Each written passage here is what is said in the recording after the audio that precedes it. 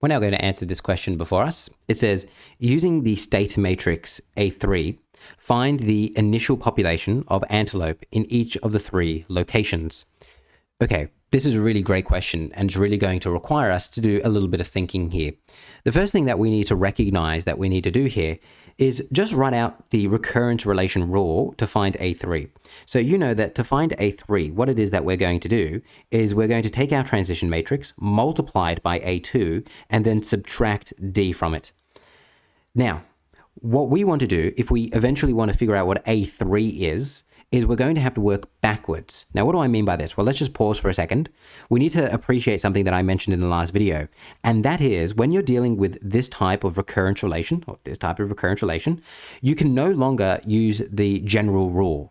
So remember, the general rule is, for instance, when you took t and raised it to a certain power and then multiplied it by that initial state. You cannot do that. You can't raise things anymore. So what you're going to have to do, if you want to figure out, for instance, what A3 is, you're first going to have to figure out, well, what's A of 0, what's A of 1, what's A of 2, and then you can figure out A3. So you have to figure them out sequentially, each recurrence, to get to A3.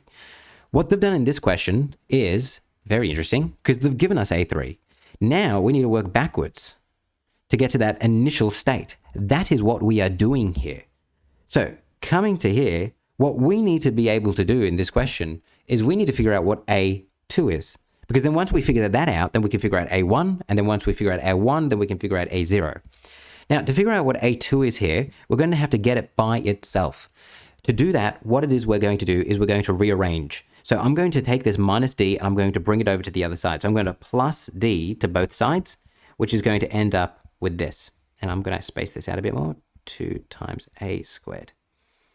Now, remember, the aim of the game is to figure out what this A2 is. At the moment, I've still got this transition matrix here. So how am I going to get rid of that? Well, what I'm going to do is I'm going to multiply by the inverse, because we know by doing that, we're going to end up with just an identity matrix here. But that means we're going to have to do the same to the other side, and we're actually going to go a little bit off the page here, but that's fine. Like that. Once we've done that now, we can put this into our CAS, because what we're going to end up with now is t, the inverse of t, A3 plus D is going to be equal to A2. All right, so let's write that down. So we're going to come over here, and I'm going to have to figure out the transition matrix, which I've already written down, but I'm going to have to get the inverse of that. So I'm going to raise it to -1. Then I'm going to times it. I'm going to open up a bracket. Then I want to take A3. Now, remember, what was A3? This one was A3, so it's just this one up here. Let me bring that down. I'm going to plus D to it, plus D was just 50, 50, 50, and then I'm going to close my brackets. The brackets here are very important. So now that we've done that, we can hit enter, and I've just figured out what A2 is going to be. So that means, once all is said and done here, 1630, 2800, 2270, that right there, everyone, is going to be A2.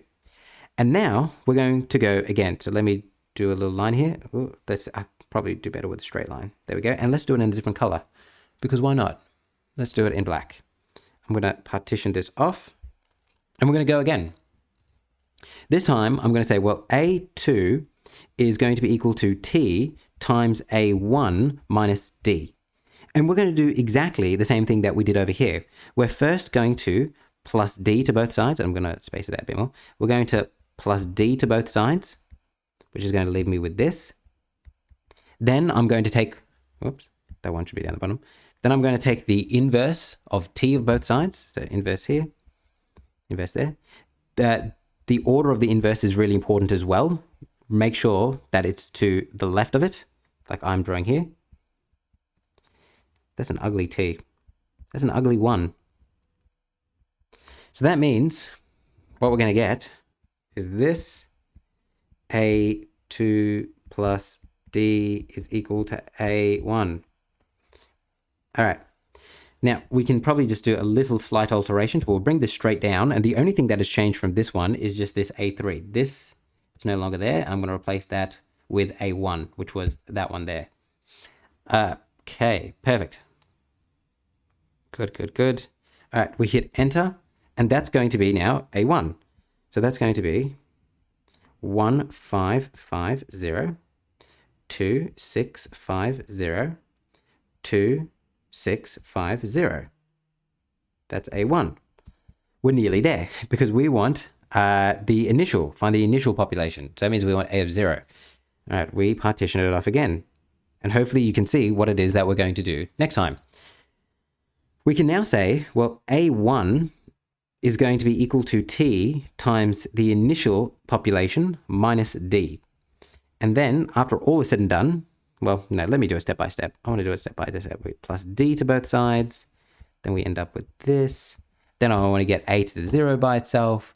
So I want to multiply both sides by that. You have to put brackets there.